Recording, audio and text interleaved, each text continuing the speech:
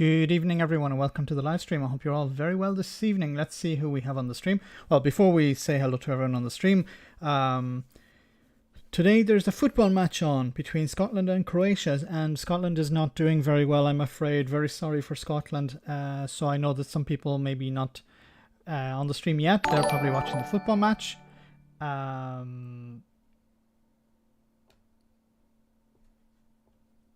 So let's see who's on the stream tonight.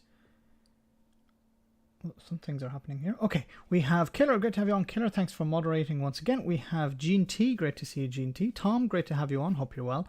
Derek, great to see you. Audrey, great to have you on. Hope you're fine this evening. We have Eric, great to see you. Raven, great to have you on once again. Lenan, great to see you. Hope you're well too. Who else have we got? All Shorts, great to have you on, All Shorts. Hope you're well. Gingers, great to see you too. Kathy, great to have you on, Kathy. Asperger's, great to see you. Hope you're well tonight. We also have FSM is the dog. FSM definitely is the dog. We have Catherine, great to see you. Herbie, great to see you. Kevin, Chatty Rat, great to see you. Tiny Demolition Lover, hope you're well from in Scotland. I assume you're watching the football. No, you're not. You're watching the stream. Very good. We have John O'Sullivan. Great to see you, John. Heike Meltert. Sorry, once again. I know I mispronounced your name. Great to have you on. Outside Views. Great to see you, Mark. Hope you're well. We have... let me see. Dano. Great to see you, Dano. We also have James. Great to see you. Steve. So many on tonight. That's great. Oh, we're up to 161, so I'll have to go really quickly. Riel, great to see you. CGM, great to see you. Sugar Free, great to have you on. I'm just going down quickly. Verti, great to have you on. Hope you're well. Hope all is well over in the Canary Islands. We have Conservator, great to see you. Monkeytron, great to have you on. Hope you're well.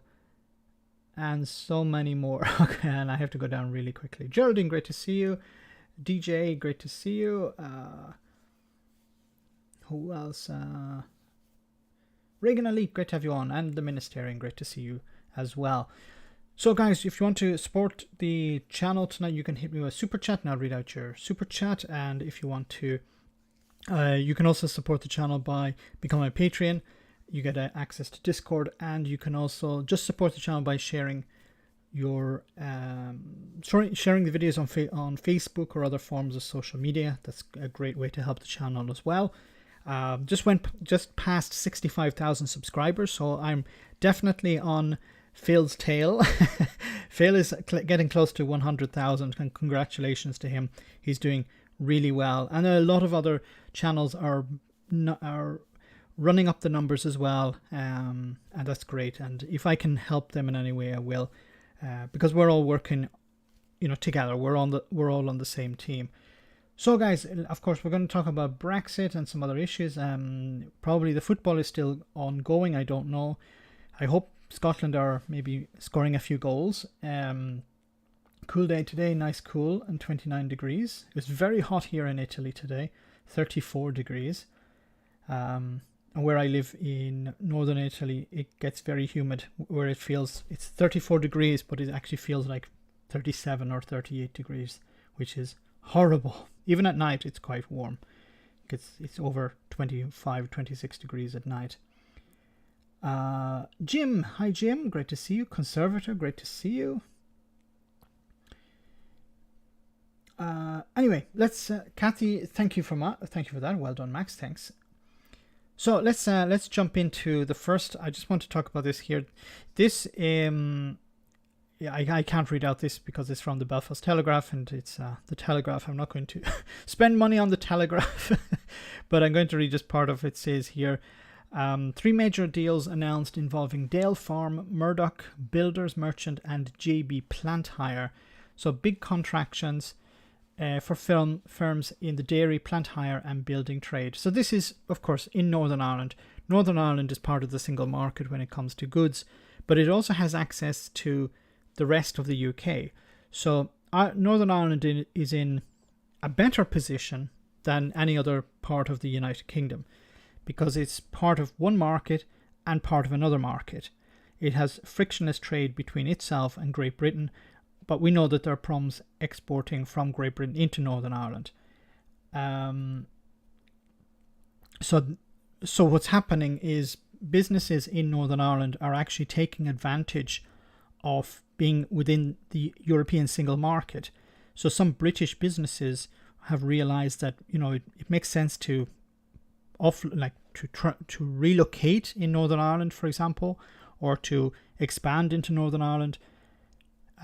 Murdoch Builders or Murdoch Buildocks? I'm not sure. I'm not sure. I assume that Murdoch is no related to Rupert. I hope it's not. So it says here 3 major deals have been announced involving Northern Ireland businesses in the dairy, construction and plant hire sectors, and 1 deal involving Northern Ireland Dairy Cooperative Dale Farm and Danish business Erla Foods has been attributed in at least part to the Northern Ireland Protocol, which retains seamless access to the EU and Great Britain markets following Brexit. Dale Farm announced that it was supplying Arla Foods ingredients with whey protein concentrate to be used as an ingredient in infant formula milk and consumer health ingredients. So this is a benefit of the protocol, not a benefit of Brexit, because in a way Northern Ireland is protected from Brexit by the protocol, but you're not hearing much from the unionist community about this good news. And I said in a number of videos how in Northern Ireland they're going to be able to benefit by increasing increased production in Northern Ireland to supply to the Northern Ireland market, and because they're part of the single market, they're able to still source products from the EU. Now, of course, they're going to lose suppliers in Great Britain, but they are realigning. And you're going to see greater realignment over the next number of months and years, where Northern Ireland will source most of its goods either from the Republic of Ireland and the EU or within itself. Of course, Northern Ireland is very small, so it's not able to produce everything there. But it is a consequence of Brexit. But as I said before, the protocol protects Northern Ireland from the worst of Brexit. The Johnson Protocol. And of course, businesses in Great Britain are suffering the consequences of this. And what was interesting is Ian Paisley Jr. stood up in Parliament today, and he was lamenting how British businesses were being affected by the protocol. He didn't mention anything about the benefits for Northern Ireland businesses and how they're adapting. No, it was all about how businesses in Great Britain are suffering. But he doesn't represent businesses in Great Britain. He represents businesses in Northern Ireland. But then that's Ian Paisley Jr. So let me read some of your chats before we continue. Why do I have to go further to get spring onions now? It's outrageous. So this is, of course, one of the problems of Brexit is that, and Monkeytron lives in the UK, there are fewer drivers available to ship goods into the UK. So there are empty shelves. Yes, empty shelves will do it. It's more difficult to get the goods in because there's a shortage of drivers. Dale Farm got a global deal with Lidl for cheese cheddar a few years ago. Correct. Northern Ireland was reduced to the agri-food economy. Now it's worked out.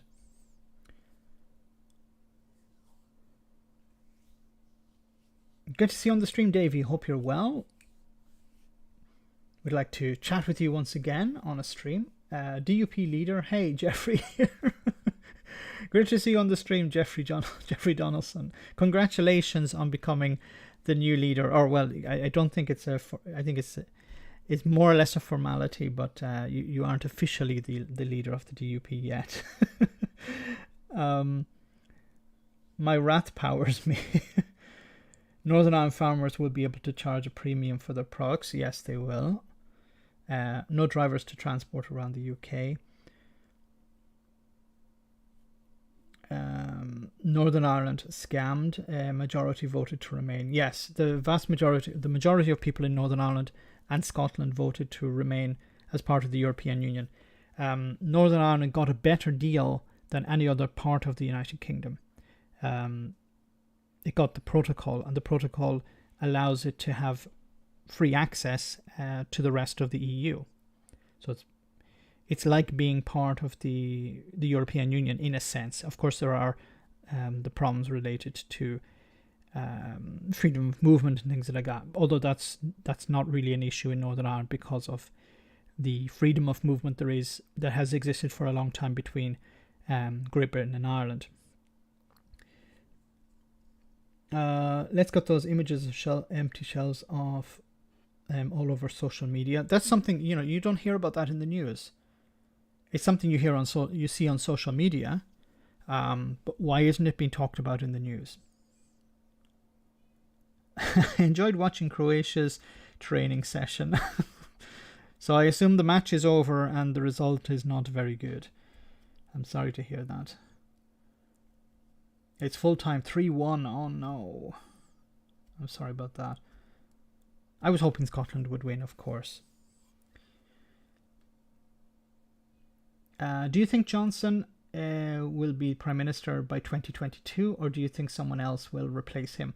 Also, what do you think about what will happen with the Northern Ireland Protocol? Do you think the UK will rejoin the single market and the customs union? I think will Johnson be Prime Minister by 2022? Dominic Cummings allegedly said that he will not. He'll be out pretty soon. Well, that could be by 2022. I think it depends on what's going to happen over the next number of months. If Boris Johnson's approval rating continues to drop and we have more by-elections coming up, if the Conservatives win the next by-election, which they're expected to win, Boris Johnson will be okay. But if they were to lose it, I think it would be uncomfortable for him. If there were another few by-elections over the next number of months and the next year, it could be very uncomfortable for Johnson if he were to lose them, and he could eventually be pushed out. But I think at the moment he's in a safe position, at least until 2022.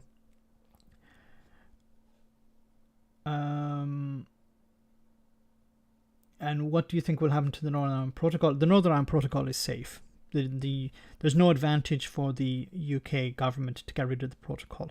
The only people who have a problem with the protocol is the Unionists in Northern Ireland, the DUP and the Loyalist paramilitaries, or the Loyalists, the Loyalist community.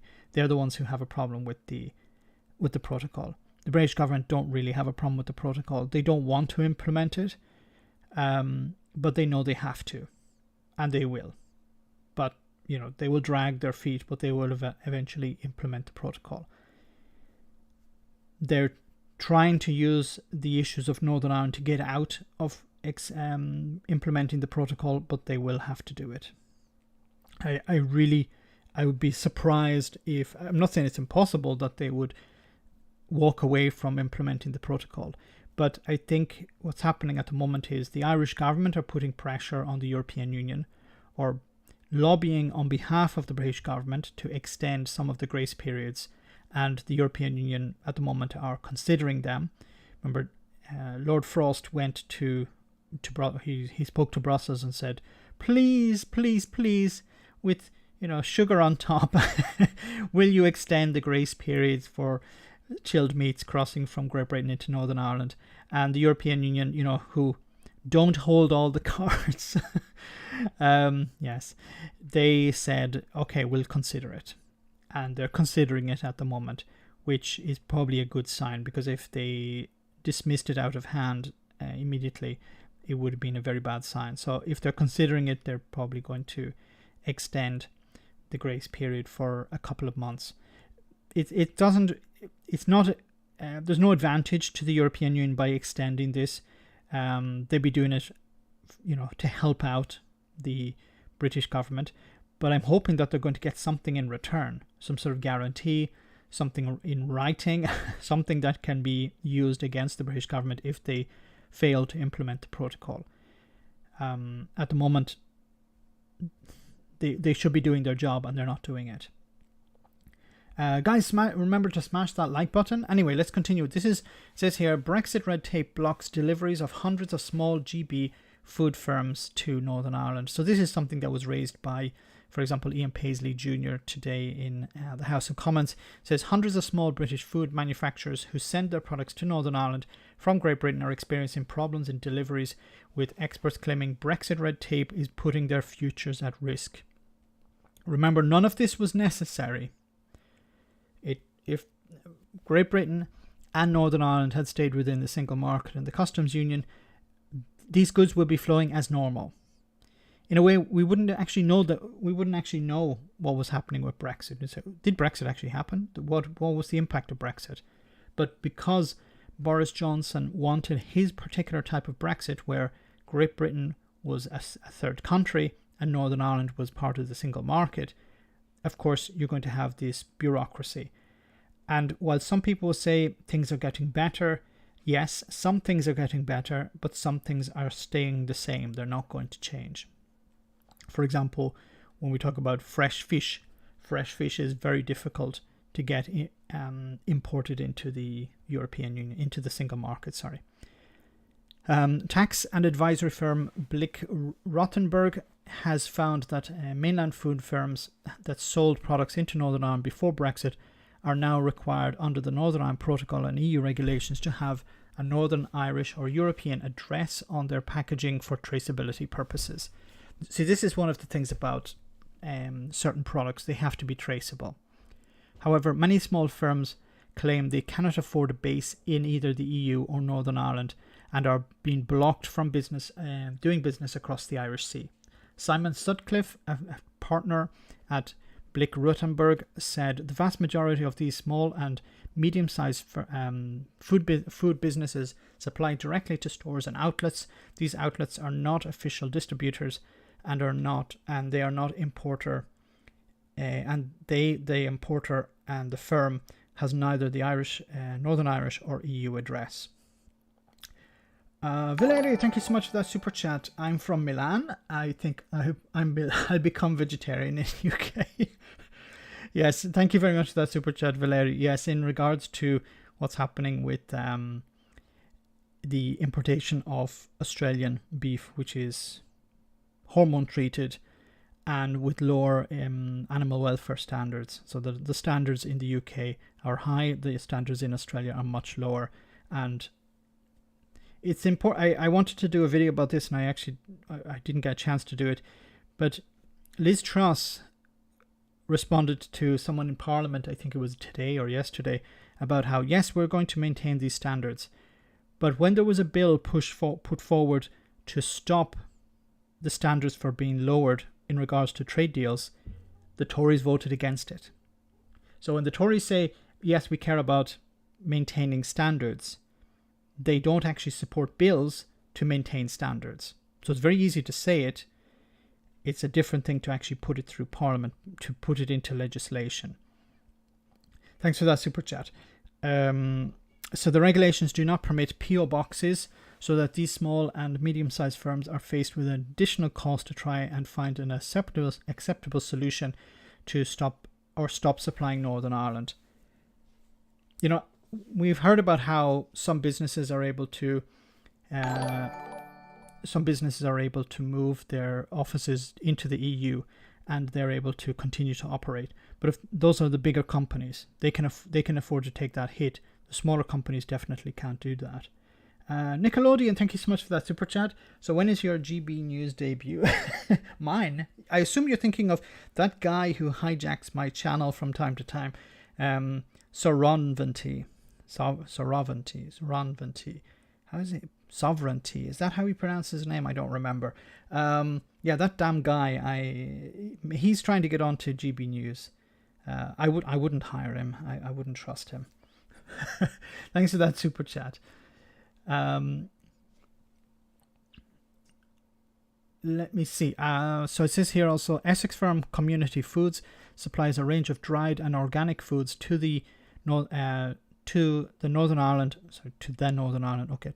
market, I assume, and it has been hit hard by the Brexit red tape on labelling. David Gray, Finance Director for Community Foods, said the requirement to have Northern Ireland or EU addresses on our packaging has caused tremendous problems as we seek a solution. This actually just happened today, just to give you something, to give you a bit of news. Mrs. Max went to buy some dog food because we have some dogs, and she normally gets a package of biscuits, treats for dogs called what is it? Lily's Kitchen. I don't know if you guys know it. It's from the UK. It's actually produced in the UK.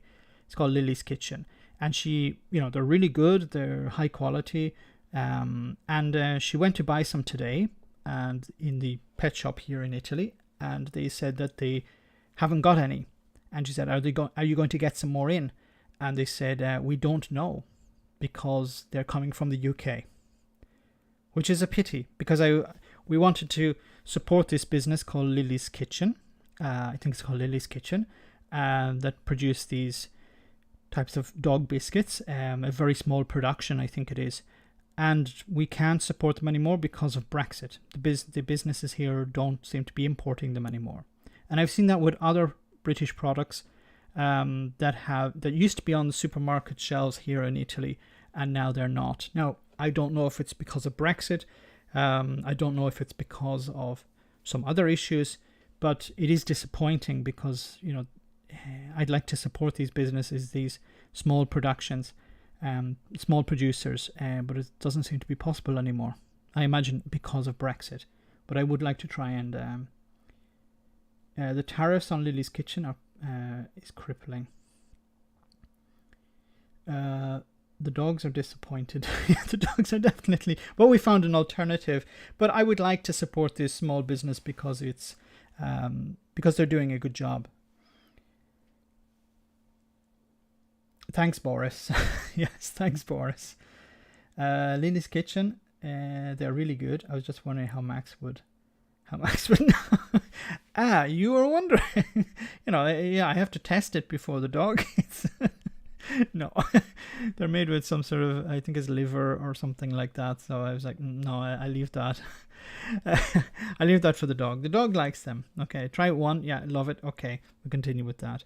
Anyway, it goes on to say, none of our wholesale customers want their address on our product, which is understandable. The bizarre situation is that a GB company with a Swiss address could easily sell into Northern Ireland, but we cannot.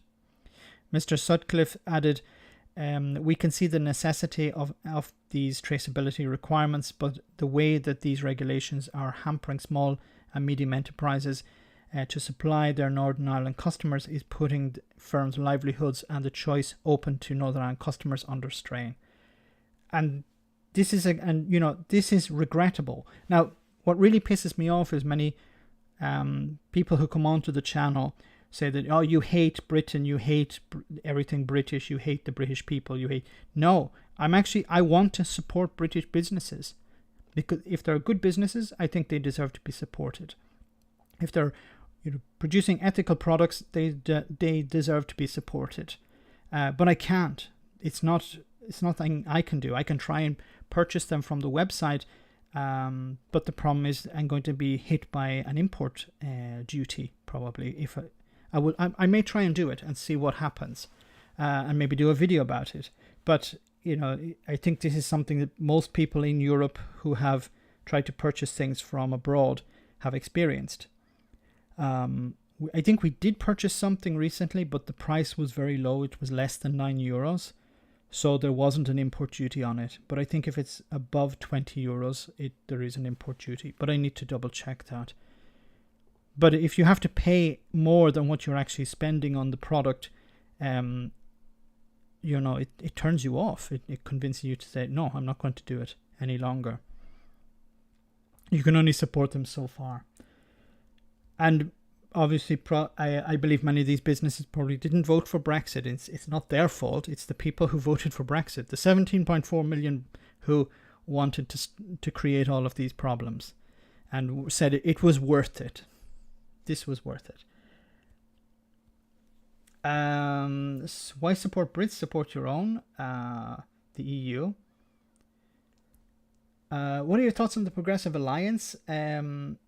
the Progressive Alliance needs to be supported, and it needs to be backed. But I did a video today. I don't know if you guys had seen it, about the not really about the Progressive Alliance, but a Labour Party MP who is against the Progressive Alliance because she's in a safe seat, and you need to convince not just the voters to vote tactically. You also need to convince the parties to vote tactically.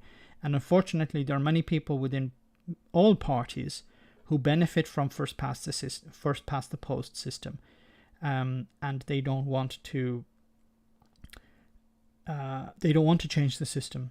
They benefit from it. They want to keep the status quo. If you're sitting in a safe seat, you don't want proportional representation because there's a risk that you will be kicked out.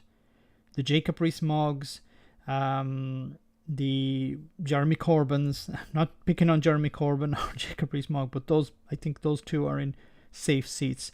They could do literally anything and they would be elected because they hold massive majorities, and proportional representation would eliminate that. You could put anyone forward and they might, from any party, and there's a chance that they could win. We need to completely change the system in the UK. First past the post is beyond its sell-by date. Just email the hell out of them. This is actually a serious job. Dog food tester. These guys need to taste dog food. It is, according to EU laws, it cannot contain anything that is not suitable for human consumption. That's good to know. I wouldn't like to do it, but it's probably not a very nice job. Probably pays very well because nobody wants to do it. Labour is not progressive. SNP needs sister parties in England, Northern Ireland and England and Wales. I saw the video, Max. Are they just sitting on their hands? Yes, because as I said, there are people within every party that are not interested in actually winning power. They just want to sit in their seat. They want to have their comfortable position. They have every month, at the end of every month, they get their fat salary. If you're normally in a safe seat, there's nothing really you have to do. You don't have to turn up to many meetings.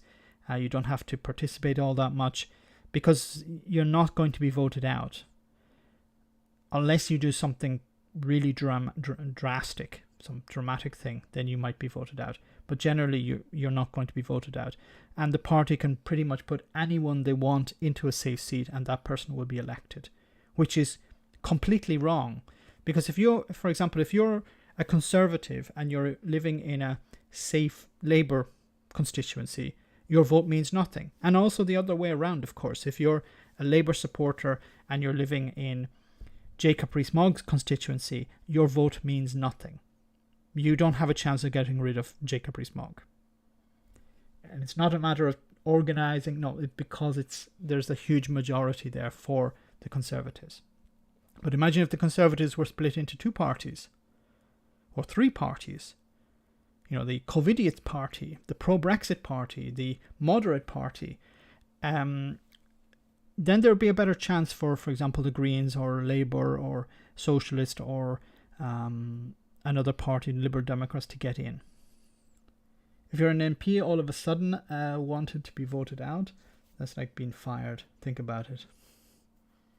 These people don't care about making the country better. They care about protecting themselves. And her response was, well, there's no point getting into power for a short period of time and then being out of power. But the Labour Party haven't been in power for over 10 years. The Mancini Party. The Sir Ron Venti Party. No, I think Ron would have a different party. He'd be the Brexiteer Party. Not the Brexit Party, the Brexiteer Party.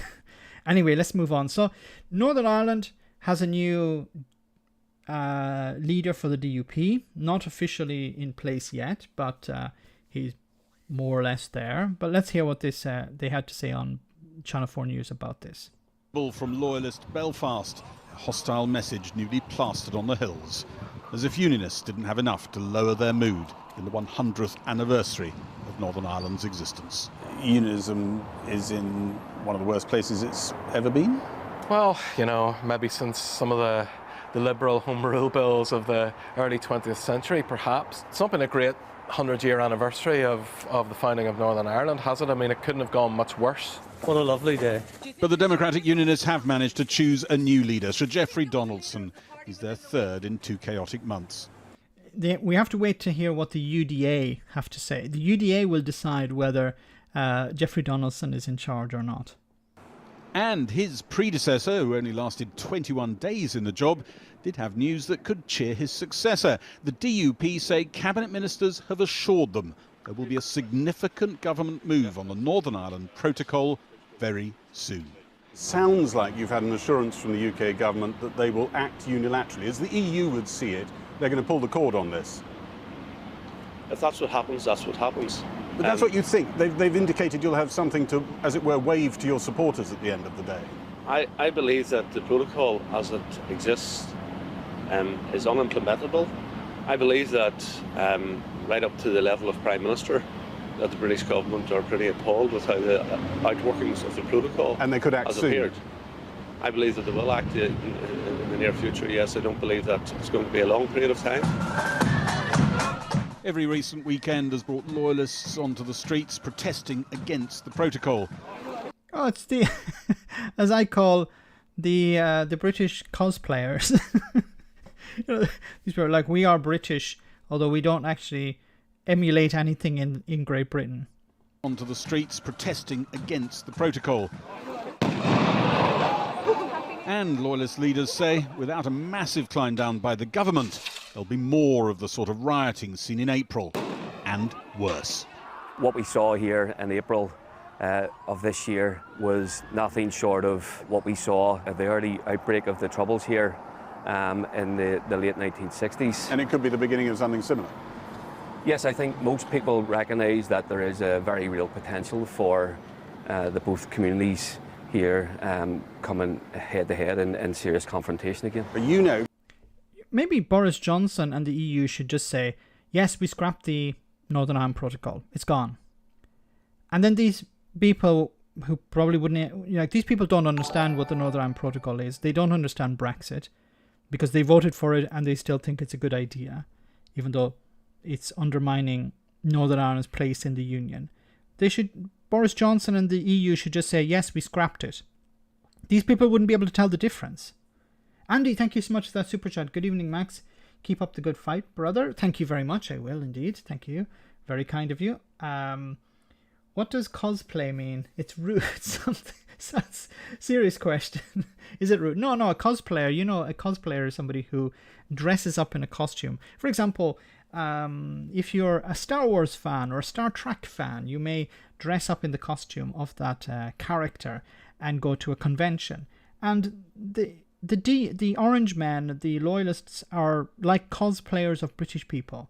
Although the problem with their type of cosplaying is that what they're cosplaying doesn't really exist.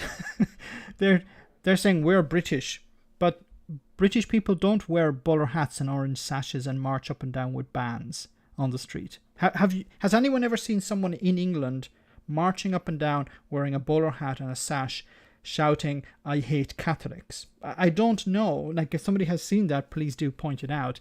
If that's a fundamental part of British culture, I would like to see it, but I don't think it does. I don't think it does actually exist. It only exists in Northern Ireland.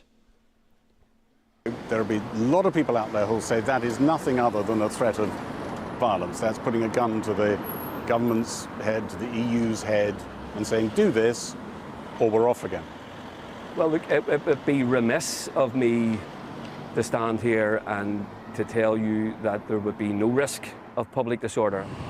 Opposition to the protocol unites many unionist forces, but the Democratic Unionist Party still managed to rupture itself mid-campaign. The DUP looks as though it's in civil war right now, doesn't it? Well, it'll just have to come out of civil war if that's the case. What's the civil war about? I'm not sure. Very often when there's a wee bit of a row within a family, and people never really remember how it started.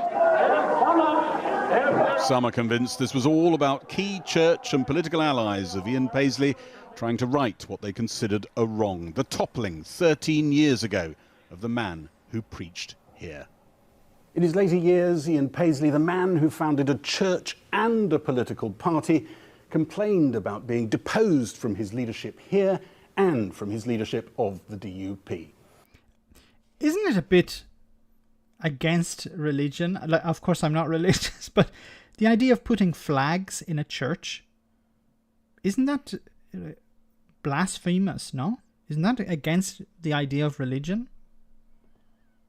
Those who were closest to him in those years felt they'd been sidelined by the new leadership. A sense of grievance built up. One senior DUP figure said the coup against Arlene Foster was payback time. I couldn't say whether that's the case or not, but people can speculate. 100 years ago to the day, King George V came here to City Hall to give a speech marking the creation of the new Northern Ireland state, carved out of the map to ensure a sizable Protestant majority. Today, Protestants here must watch that majority disappear. Watch as there are checks on goods coming to Northern Ireland from Great Britain. Watch as the main Protestant party in Northern Ireland, the DUP, appears to eat itself alive. Geoffrey Donaldson may have got the leadership of that party unchallenged. His challenges couldn't be greater. Gary Giddon, Channel 4 News, Belfast.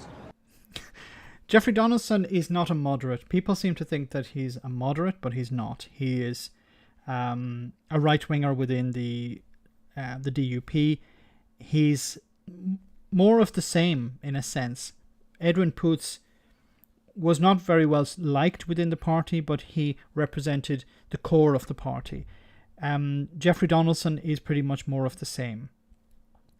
How long he lasts, I don't know, because he has to fight against the protocol, but he's fighting with nothing. He has no power. Loyalists are looking to him to bring down the protocol, but he has no weapons. He cannot inflict any damage on Boris Johnson. He can't undermine the British government. The British government are in the driving seat. He can try and wave from the side of the road, but he's not going to affect Boris Johnson at all. He can make some threats. He can suggest that the loyalist paramilitaries are going to start fighting again, but he's dealing with the wrong prime minister. If it was someone else, if it were any other politician, I think they would be more willing to listen to the DUP, out of fear, perhaps. But Boris Johnson just doesn't care. Boris Johnson doesn't care about British people. Why would he care about people in Northern Ireland? Why would he care about the DUP? If Boris Johnson sees an advantage to him, for him to to walk away from the protocol or tear it up, or of course he can't tear up the protocol, he has to tear up the withdrawal agreement, he'd do it, but only if it suits him, not if it suits the DUP or the loyalists. I think what's going to happen is we're going to see the grace periods extended for a very limited amount of time, until September perhaps, and then the loyalists and the unionists will go quiet for a bit, and then back in September they will start complaining again. But businesses and the people of Northern Ireland are going to move on from this, and the voice within the loyalist community, the anger within unionism is going to become even more, impotent, because they have shouted a lot over the last number of months, but they've got nothing from it. They've benefited in no way. Anyway, let's move on. Staying, of course, with Brexit, I just want to keep on... Yes, we're getting close to the midstream. So I just want to say here, so it says, EU should stop making threats to big countries like Britain, negotiator David Frost says. They should stop calling him negotiator, because the negotiations have taken place. There are no negotiations taking place now with the protocol. The European Union needs to stop making threats and work out a new way to deal with big countries like Britain, David Frost has said.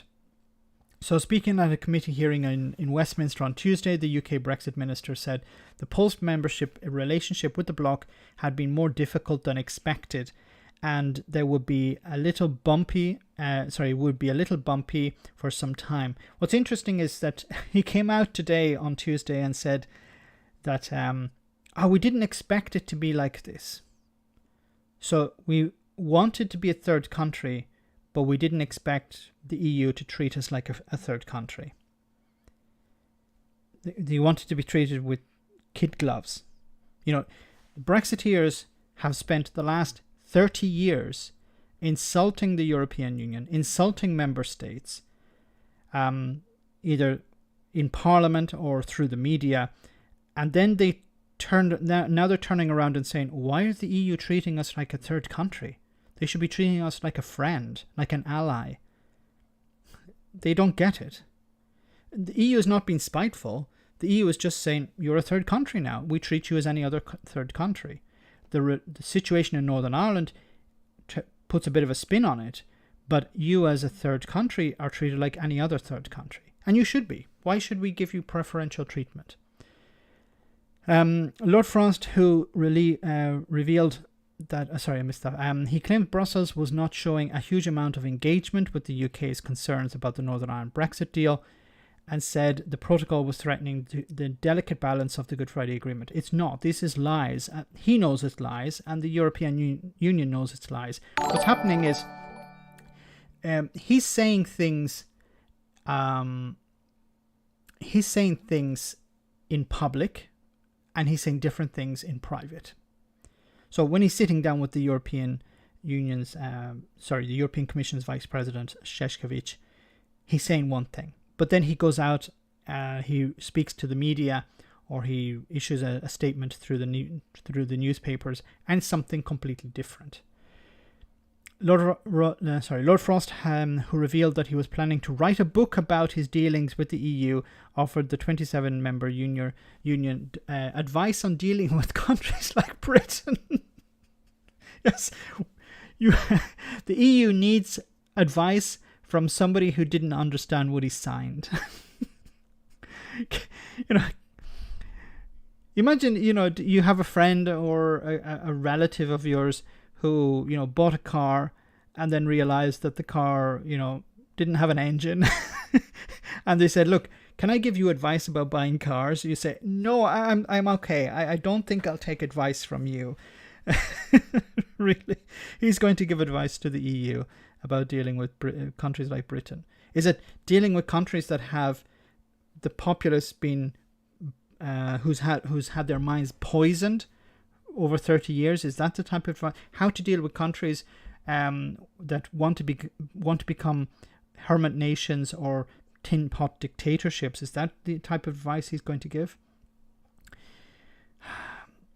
Dealing with so I think that the EU does need to try and find a way of dealing with big countries in its neighbourhood that is a bit more responsive and sort of fleet of foot rather than a cookie cutter approach and fitting everything into a template.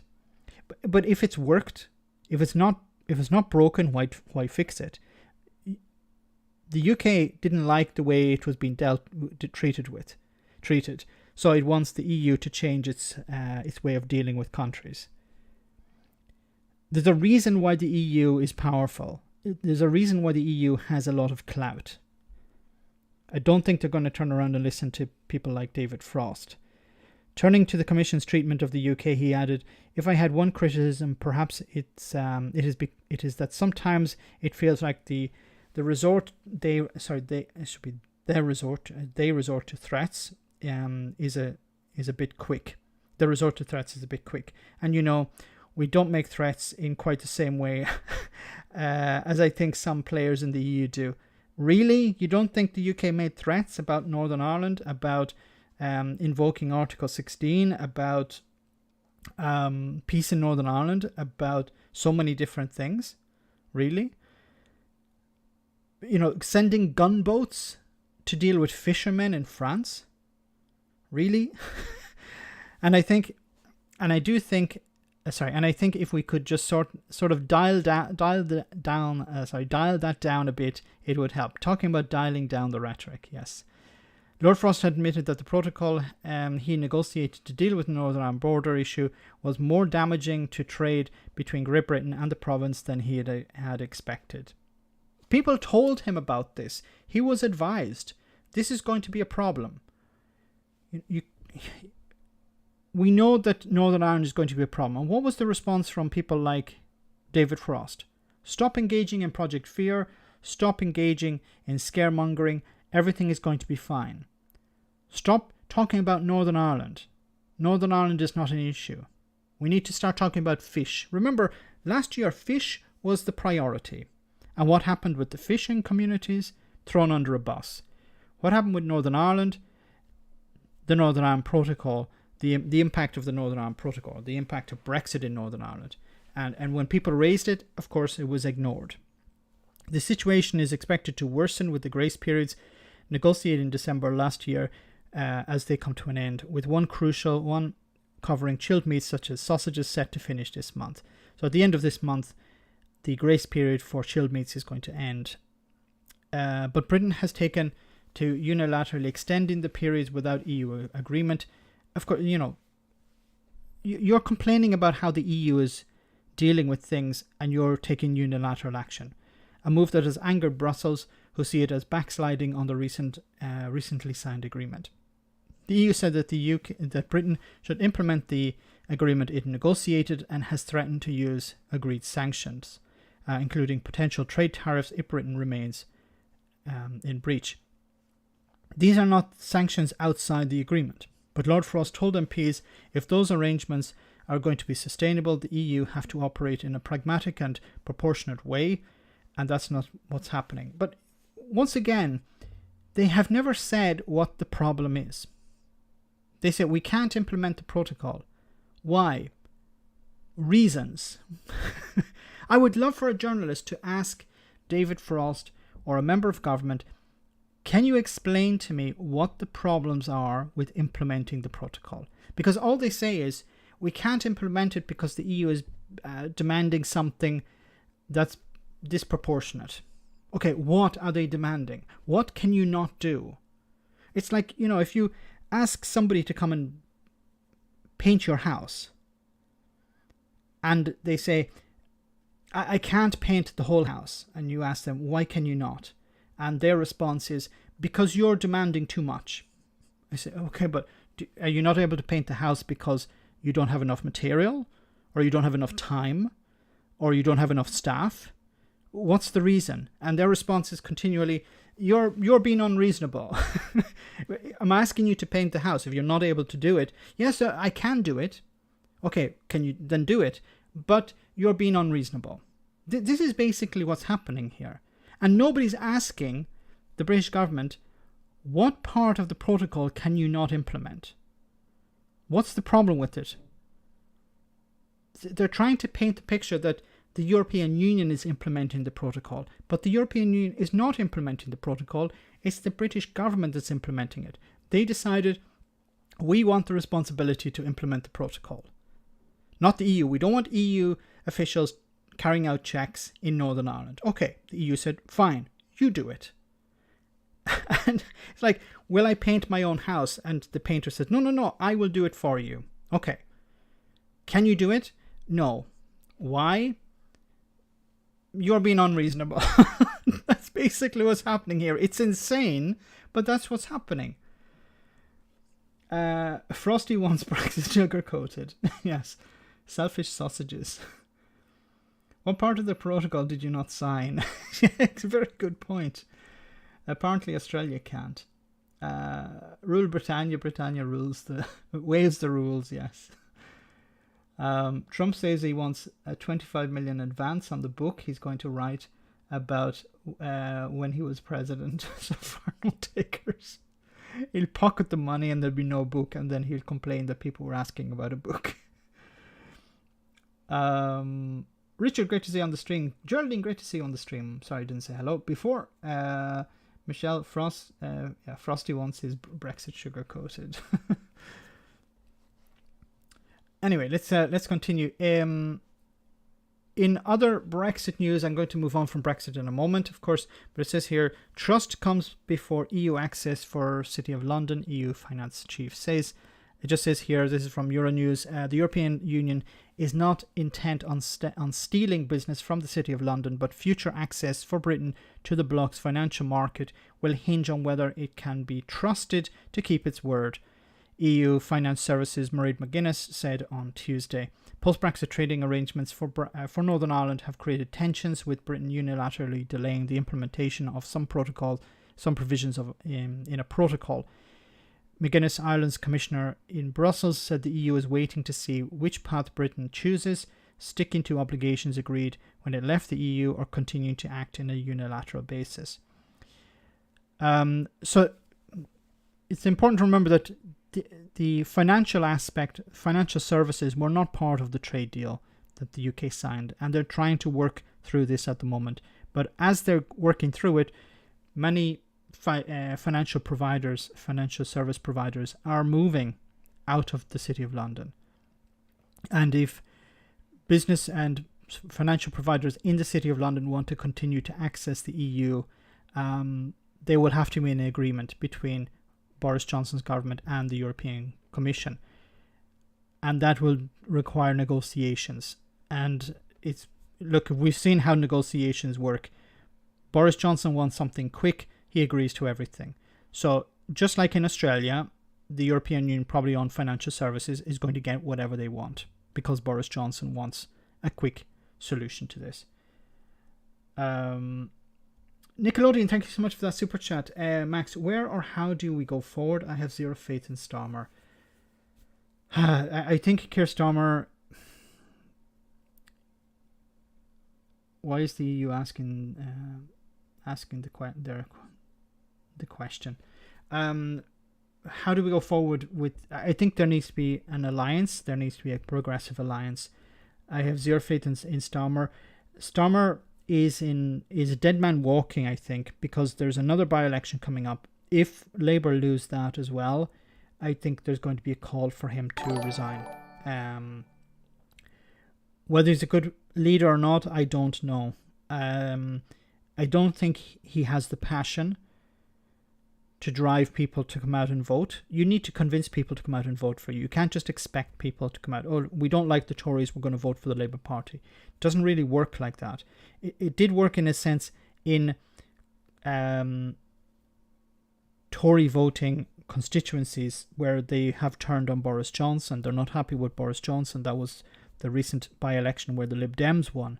But Conservatives with a small c are more likely to shift to the Liberal Democrats than to the Labour Party, unless you have someone in the Labour Party who is able to get people to come out and vote.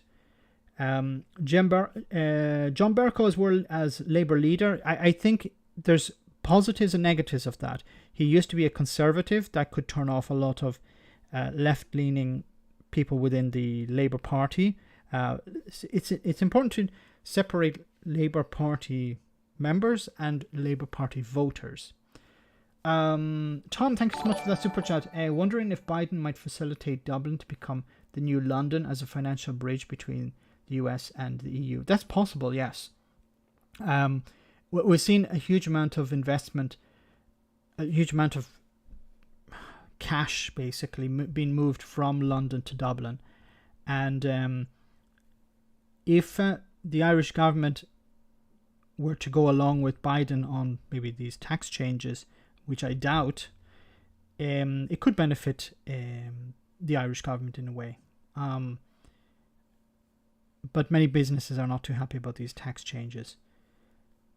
But yes, Biden could use Dublin as a gateway, and Ireland has already been in that position where many businesses who set up in Ireland use Ireland for two reasons. Of course, the lower corporate tax rate, but also it's a gateway to Europe. English speaking, and there's generally it's an open society, so it's very easy for people to come and live there from other parts of the world, apart from Dublin, which is extremely expensive. But it is a centre for many European operations and world operations, which has an effect of inviting more and more businesses. So if you know that some place is the centre for European affairs or European operations, then you're more likely to go and set up there as well. Thanks for those super chats, Tom and Conservator. I'm interested about the John Bercow as Labour leader as well, because so the negatives maybe of John Bercow as a Labour leader would be that he used to be a Conservative, which would piss off a lot of people within the Labour Party. It may not piss off many Labour voters, because at the end of the day, Labour voters are like any other voter. They'll vote for who they like, and many people like John Bercow.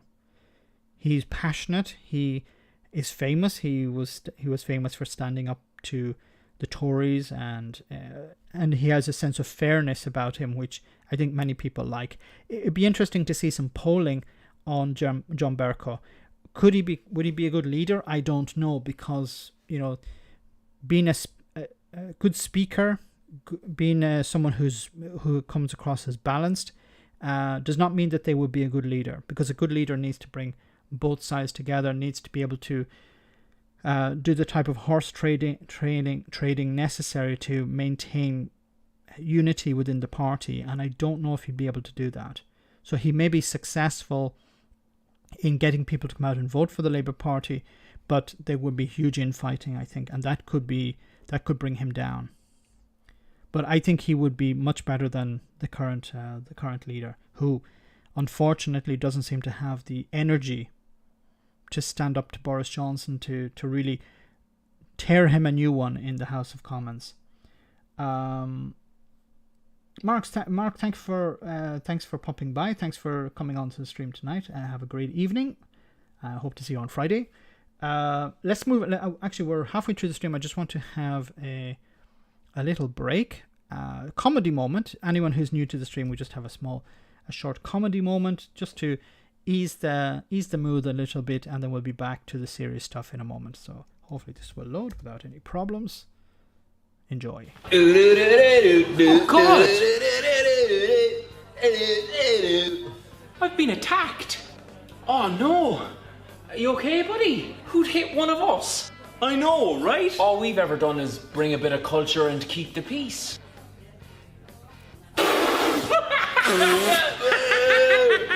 But seriously, who was it? Mainly that guy. More drinks! Right, let's get him! Are you stupid? He's rich and powerful. We'll do business with him. Oh yeah. So what are we gonna do? Isn't it obvious? We're gonna get him and him. No one gives a shit about them. We'll get away with murder. Were they involved? Vaguely, not at all. Cool. And why will we say they attacked you? We'll just make something up. They hate our freedoms, or something. That's not why we don't like you. The problem is you hate ours. Sorry no, but why are we targeting them? Hello? Keep up, old timer. Have you forgotten all the cool stuff that they've got hidden away that we could use? Oh yeah. We'll just beat them up and bleed them dry. I'll get away with anything now. Yeah! Will it take long though? I mean, I'm still a badass, as you know. But I'm not quite the fighting on the beaches, streets and hills plucky young lad I once was. Nah, piece of cake. First, we'll take him down. That'll be over in no time.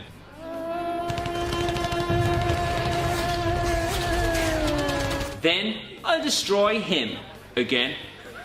We'll beat him to within an inch of his life, thrash his house, and then charge him through the nose to rebuild it. It's a win-win. Listen, man.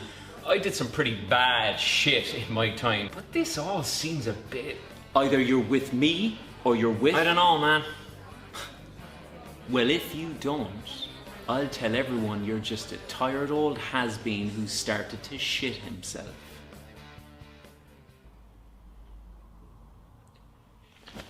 He's got a weapon!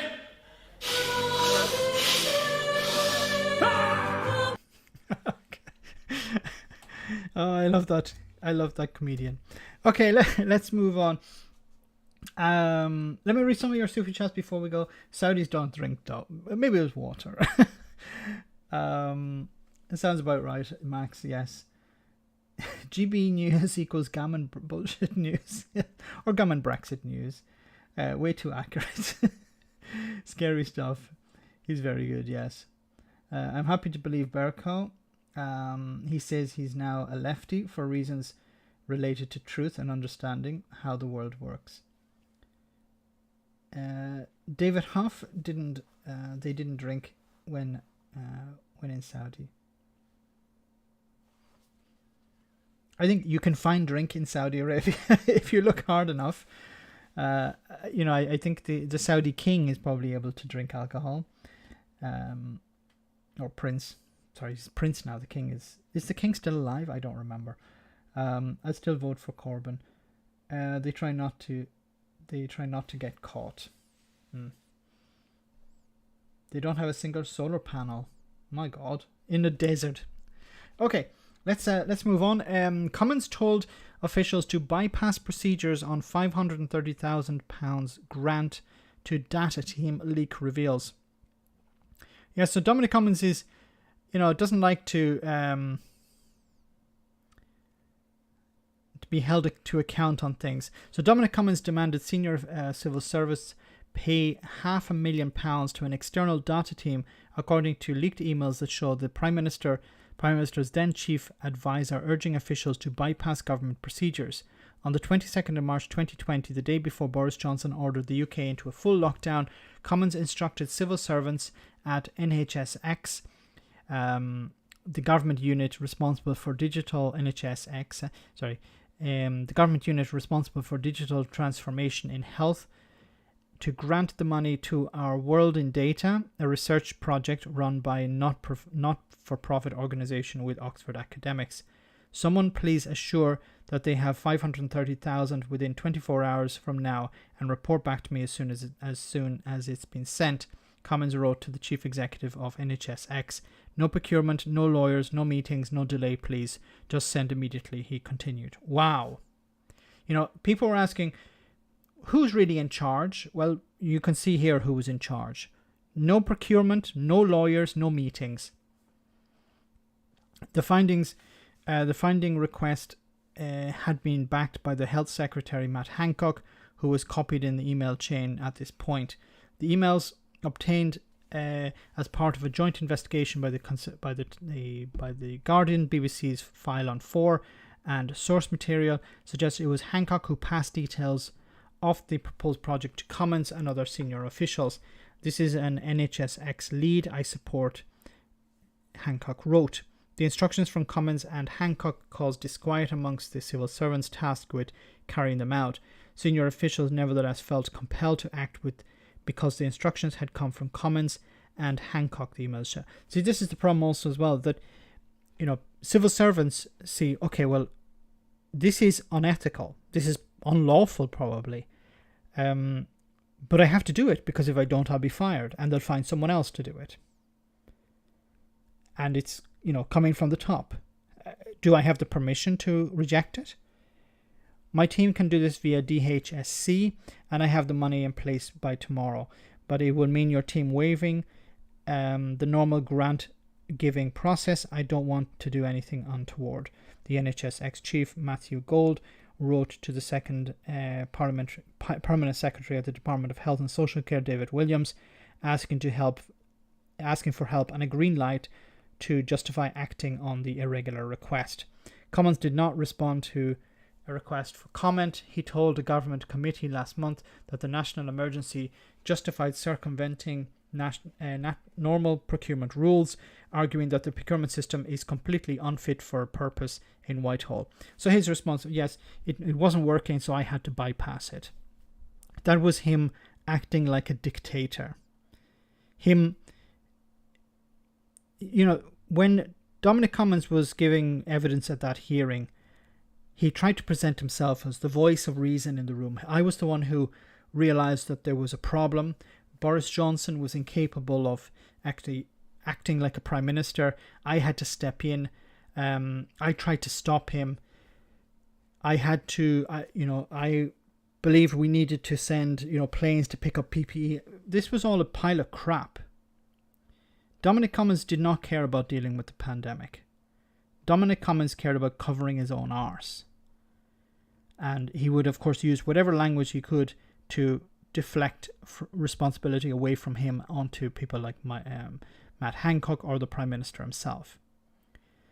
Dominic Cummings is not some type of hero here.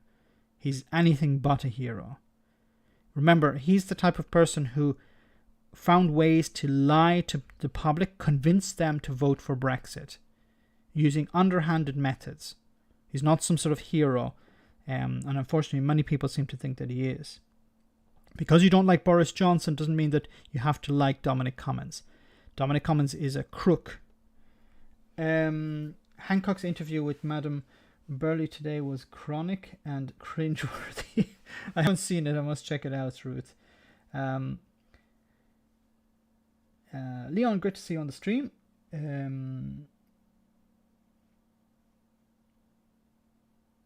Let me see. What is the constitutional guard? Illegal acts should be possible. Where is the constitutional guard? Illegal acts should be possible. Yes, should not be possible. But Boris is acting like a tin pot dictator at the moment. He's a very naughty boy. Saudi Arabia deal sounds great.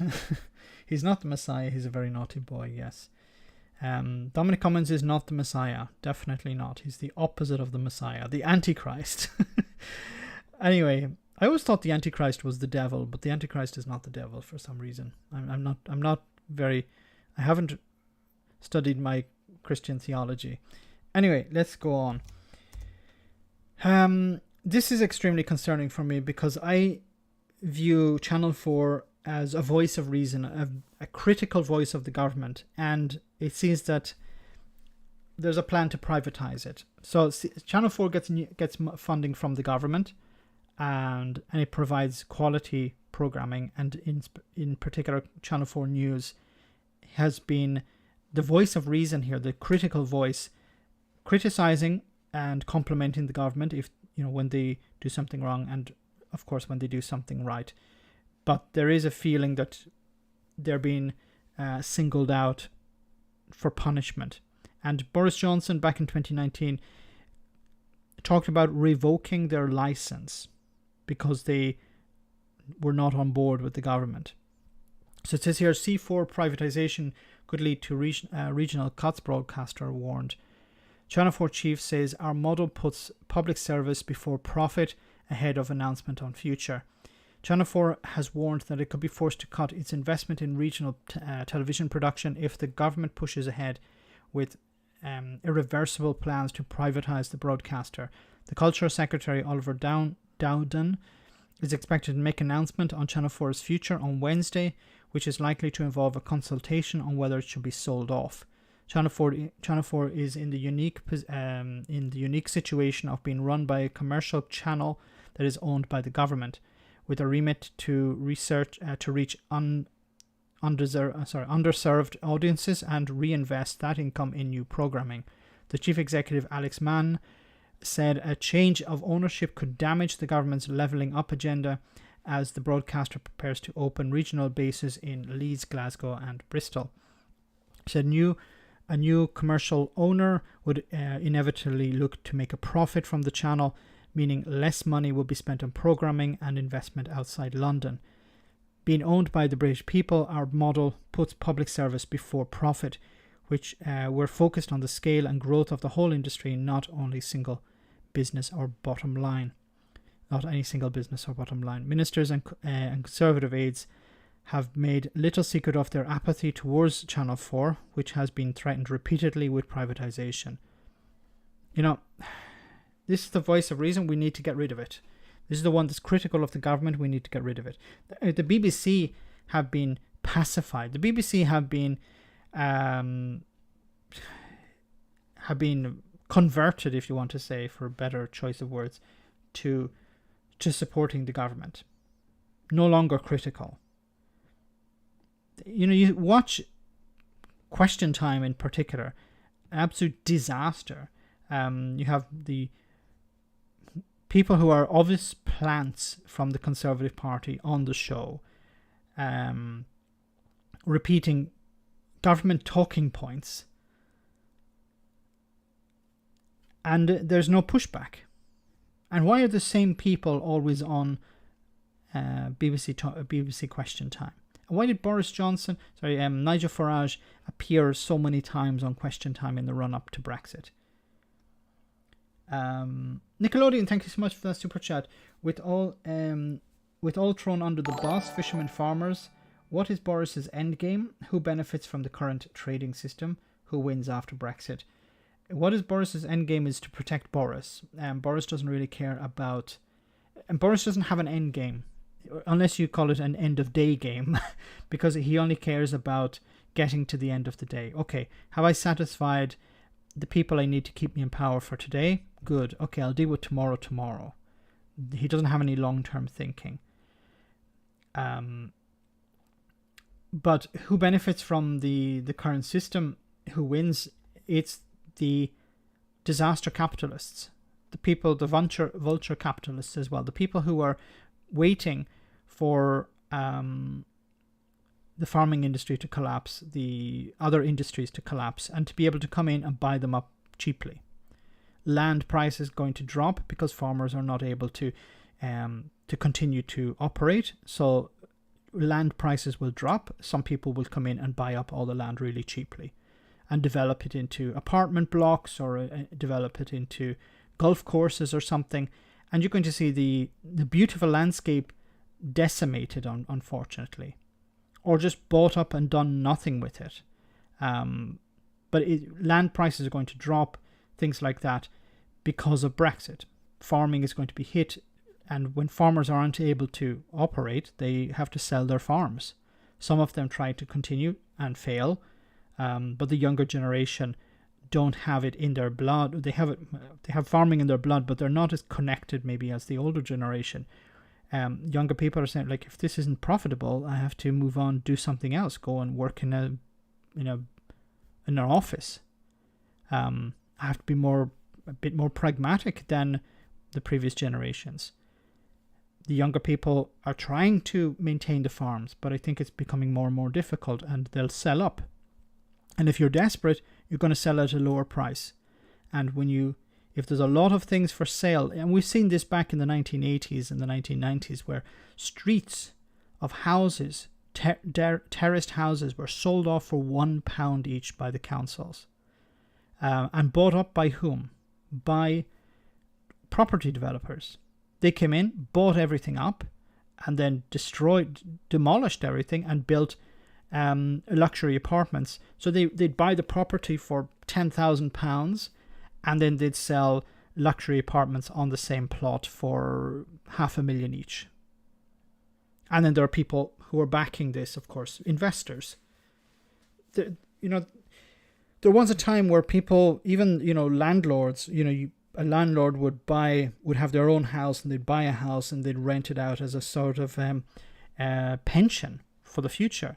But that's changing completely. What's happening now is investors are coming in, people who have no connection to property whatsoever, people who have, who've never visited the town or the country where they're actually investing.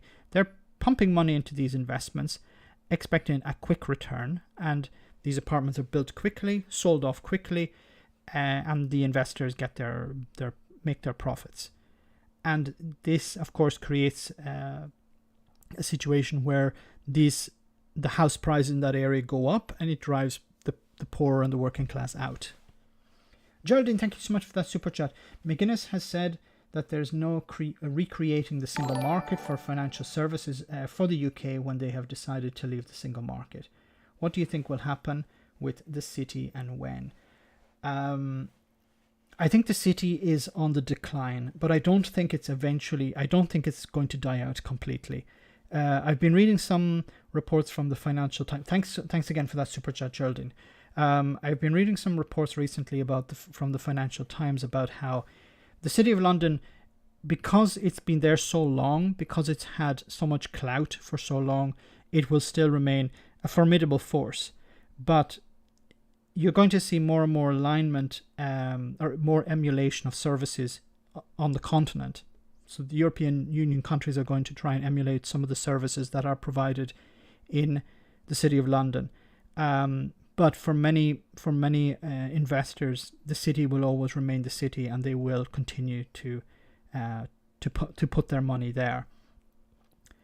And perhaps after Brexit, you're probably going to see maybe the next Conservative government, unfortunately I don't see a Labour Party gaining power anytime soon, but I definitely think the next Conservative Party is going to realign with, okay, we've lost businesses, we've lost everything else, we need to focus on the city.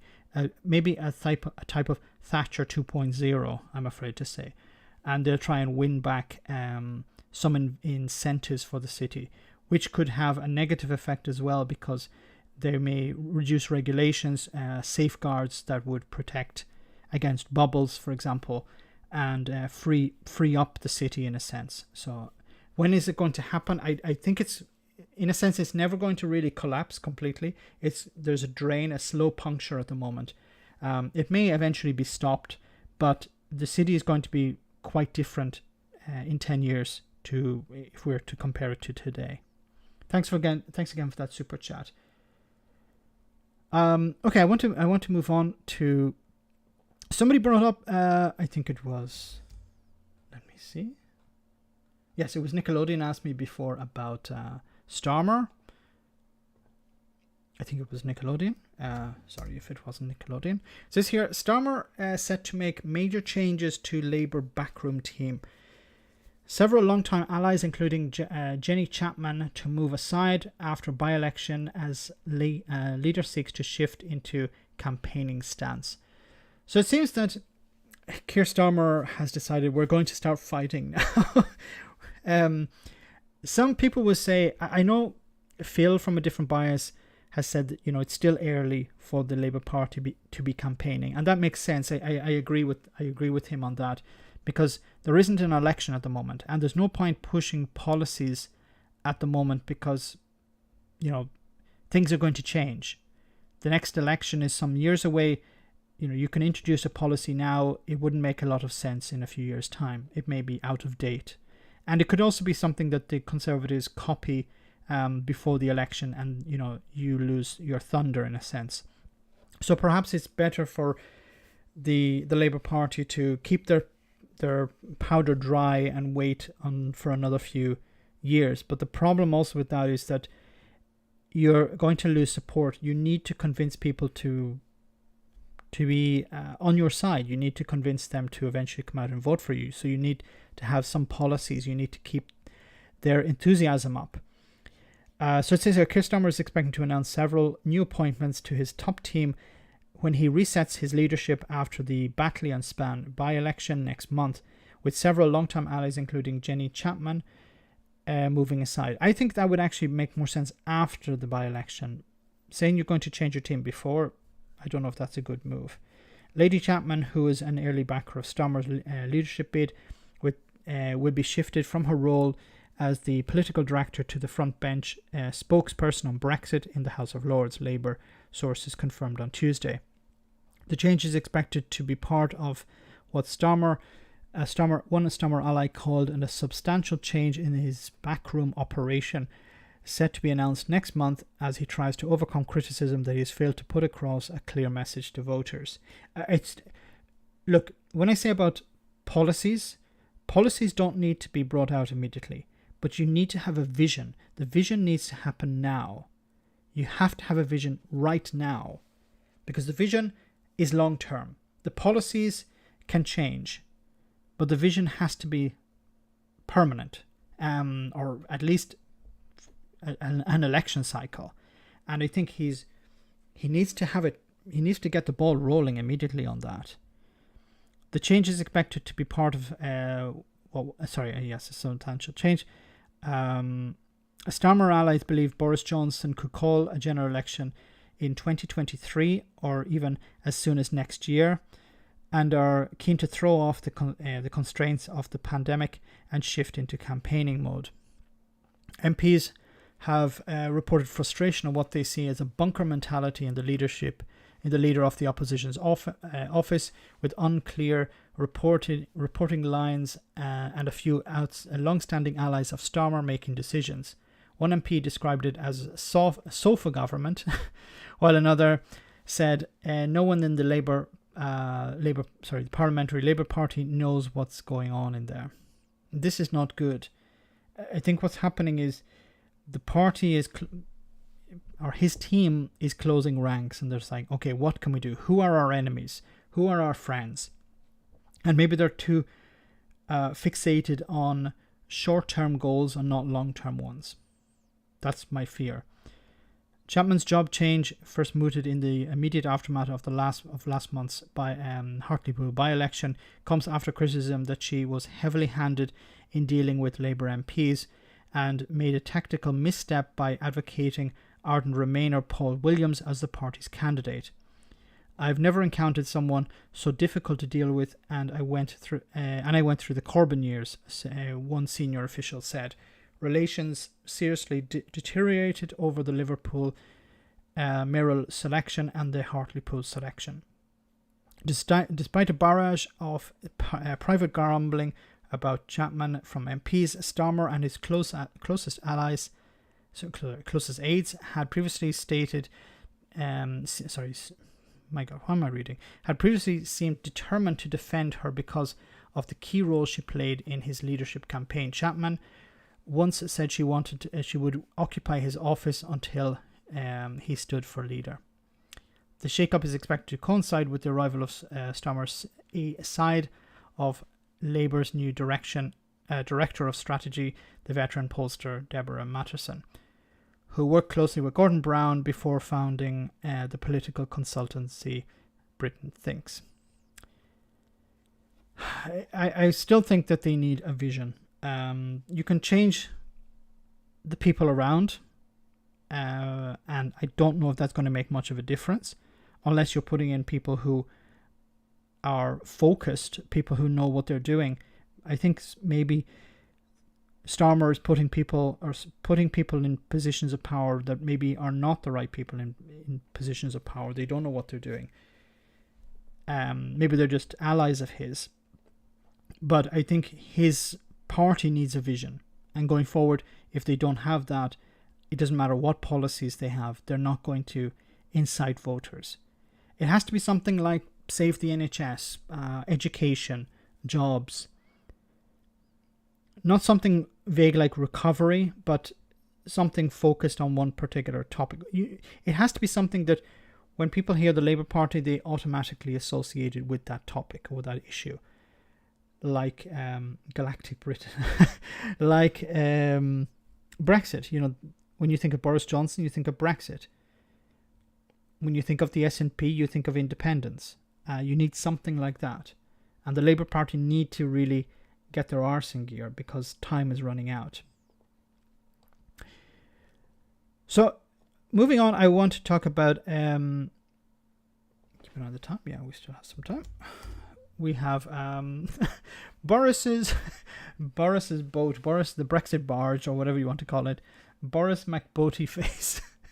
Number 10 backs down in row over funding for new £200 million royal yacht. So, this is funny. Downing Street has backed down from insisting that the Ministry of Defence should foot the whole bill of the new Royal Yacht Britannica in a Whitehall row about funding of the £200 million vessel. The funding dispute comes amid growing criticism from experts and senior politicians about the purpose of the purpose of the project. The Tory peer and former Chancellor Ken Clarke called it silly populist nonsense, and a Rear Admiral described the plans as resembling an oligarch's yacht. The Ministry of Defence, MOD, is resisting being lumbered with the cost of the project at a time when it's trying to fill a £16 billion backlog in its equipment budget. On Monday, Downing Street indicated that the yacht will be paid for out of the defence budget, with a spokesperson saying the procurement process, which is being done through the MOD, will reflect the wide-ranging use, and so it will be funded through the MOD. This prompted a source at the MOD to say, there is no final decision on which department will pay for it, but it's clearly going to be us. The MOD don't want this, because the problem with this, of course, you say, well, 200 million is probably not a big problem for the MOD, but these things start off at 200 million and then they go up to 300 and 400 and 5 million, and then it becomes an embarrassment for someone, and then someone will have to resign over it.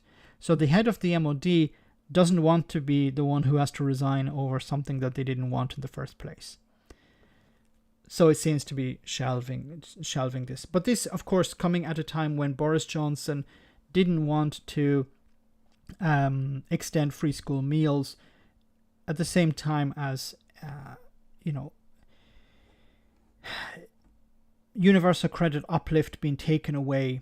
These are, you can't say we can't afford to help the poor or the working class, or we can't feed poor children. They get enough on universal credit. No, and then at the same time, we're going to spend £200 million on a yacht. Which, of course, is not going to be 200 million. It's going to be about 6 or 7 or 800 million. Or a billion, just say, let's round it off to a billion. And, of course, who was going to get the contract? Probably.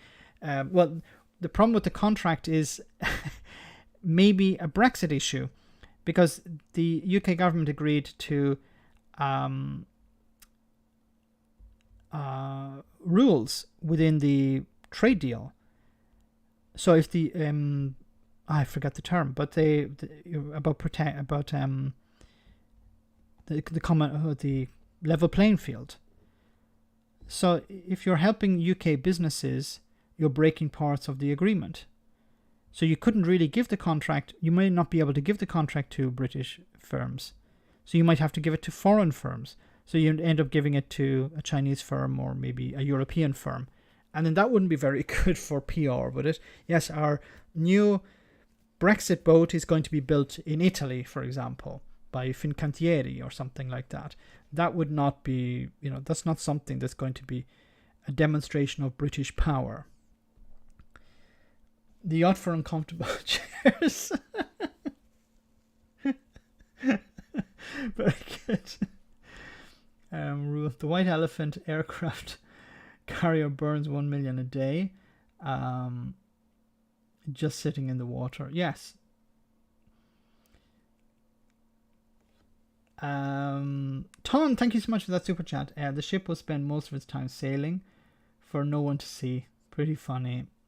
Like the idea behind this boat is just absolutely absurd. So the idea was that you'd sail the ship. So you want to do a trade deal with China, for example. So you'd sail the ship to China, and then what would it do? You get a photo shoot in front of the ship, and then what would happen? You wouldn't do the trade negotiations on the ship, because the trade negotiations go on for years. Well, they should go on for years, but even if they didn't go on for years, they went on for 6 months. Are you going to stay on the ship for 6 months?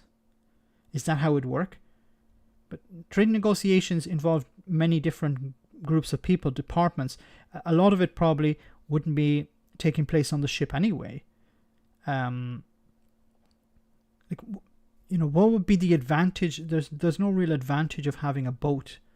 And then what if you're doing a trade deal? Okay, now we're doing one with the United States. We sail all the way across to the United States. It's just an attempt to show something to the Brexiteers. Can we please name it? Please do. Please name it in the chat. Can you give a name for? Well, Boris's Brexit boat is probably not going to be built. But if it were to be built, what would you call it? HMS Pogosh.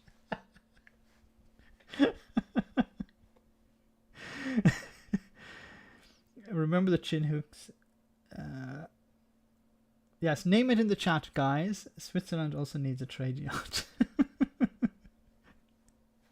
Liechtenstein needs a yacht. HMS Hot Air, yes. HMS Folly. The stupid bollocks. Brexantic. Very good. Floating bollocks barge. NHMS Titanic Success. Gunboat Diplomacy, yes. SS Garden Bridge. Brexantic. Very good. I love the Brexantic one. Small Boat Britain. The ship is very small. Andrew will never get a baby sitting on the yacht. Break Max now. Belfastantic. NHS Catastrophe. SS New Titanic. I still think Carrie Celeste is the best. I love that one. HMS Bathtub. Libertarian HMS Snore. This HMS Refugee Not Welcome. Yes, that'd be quite apt for SS Sink the Deal. The Sinking Ship. I like that. HMS Sovereignty. New arrival, HMS White Elephant. The Boris Ark. With all of his children and his mistresses on board. 2 of every kind. Flip Flop Ferry. I like that one. HMS Up the Creek. Buddy McBoris Face. Carrie Celeste is one of the best ones. HMS Naval Gazing. HMS Cancelled by Burnham. Cancelled by Burnham. HMS Bumbling Couple. HMS Hand Basket. HMS Windrush 2.0. Yes. HMS North Path. Protocol Breaker. That's a good one. HMS Protocol Breaker. The 37 billion pound boat. Brexit Pitfall. HMS For Sale. Duplicious. Oh, the Floating Turd. HMS Grayling. HMS Lunacy. Bodger McBoatface. Yes. Ken Hammond's Stupid Arc 2.0. HMS Bowel Cancer. Oh my god, that's horrible. HMS Undersea Roundabout. Bridge Service Station. HMS Oven Ready. HMS Margaret Thatcher. That'd be very popular. HMS Failure. Very good, guys. HMS Wave the Rules. HMS Kanzuk. What's interesting actually about Kanzuk, not exactly related to Kanzuk, but the EU has said that they're considering joining the CTPPP, I think it is called, the Pacific Trans-Pacific Trans, I don't remember, HMS Bullshit, SS Hitload of taxpayers' money wasted, yes. So the EU is considering joining the TPP. This is the deal, this is the agreement, or sorry, the pact, or was it trading organization, is it? No, was it a trading group that Australia, New Zealand, Japan and others are part of, that the UK wants to join post-Brexit, and the EU said, yeah, we're going to join it too. It's like, okay. That was embarrassing. TPP, no, I think it's CTPP or something like that. HMS British Empire 2.0. Okay, guys, let's move on. I love those names. Whoops, I clicked on the wrong thing here. I wanted to share this story with you because it is a little bit annoying. So hopefully it loads. Okay, we have it here. Andy Burnham challenges Nicola Sturgeon to justify Scotland's ban on non-essential travel to and from Manchester. So this was earlier today. It's yesterday or today. This is from Andy Burnham, who's quite angry with the Scottish government. So it says here, Andy Burnham, the Mayor of Greater Manchester, has written an open letter to Nicola Sturgeon, Scotland's First Minister, about her decision to impose a ban on non-essential travel to and from his city. In it, he asked Sturgeon to justify her policy, challenges her to explain why her government is refusing to compensate people who will lose out, and urge her to improve communications with the devolved administrations in England. Here's an extract. On the latest government figures, Bolton has a COVID-19 case rate of 269 per 100,000 and decreasing, whilst Dundee in Scotland has a rate of 318 as of the 15th of June. However, Bolton residents are still subject to travel ban, while Dundee residents are not. How is this consistent and fair, and what is the justification for continuing to ban Bolton residents? Manchester and Salford have similar case rates to Dundee. We believe residents of both cities deserve an explanation of the criterion thresholds you're using. They also need to know, by your criteria, what does the case rate need to be for the travel ban to be ended, and why did you not make this clear when you imposed the ban? And then he has his tweet here. And what's interesting about this is, well, Andy, Manchester, Bolton are not in Scotland. So she doesn't want people coming from outside Scotland into Scotland. She wants, if people are, there are cases rising in Dundee, yes, but Dundee residents are generally staying within the area. It doesn't make sense to allow people to come all the way from Manchester if they're bringing cases in from Manchester. What is the point in having that? It's a inconvenience for people in Manchester.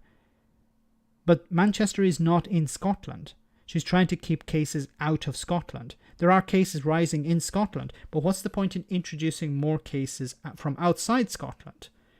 I think that is her reasoning. Maybe I'm mistaken here, but that seems to be the reasoning here. Andy, I did some videos recently where I thought Andy was really clever bloke, but I think I'll have to take it back, because he's made, over the last number of weeks, he's made a few ridiculous statements. He made a statement about Brexit where he said that, we have to embrace Brexit. I was like, no, you don't have to embrace Brexit. You have to accept Brexit. You have to understand, yes, it's here. We have to work within the confines of Brexit, but you don't have to embrace it. Embracing something is like saying it's great. Accepting it and being happy with it. No, you don't have to embrace it.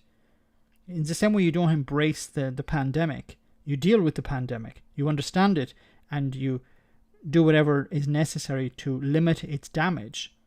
It was a very strange comment he made about Brexit. And this fight that is taken with Nicola Sturgeon, I don't really understand the motivation behind it. Maybe he is vying to become leader of the Labour Party, and he needs to, highlight his resistance to Scottish independence. Maybe that's his motivation here. Labour against the SNP.